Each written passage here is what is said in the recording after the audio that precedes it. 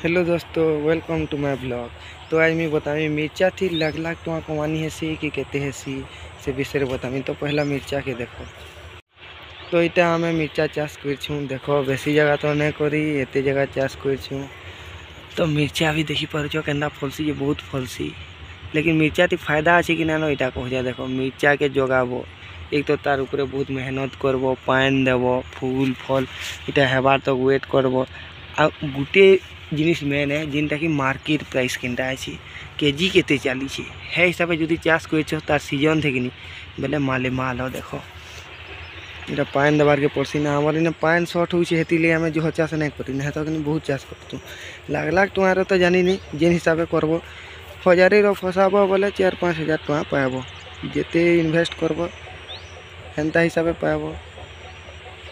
1000 कल 5,000 पाइल, 10,000 कल 20,000 पाब एंता हिसाब से प्रॉफिट जिनिसटा पाब। मिर्चा को देखी पाच सब फुल फल हो देखो।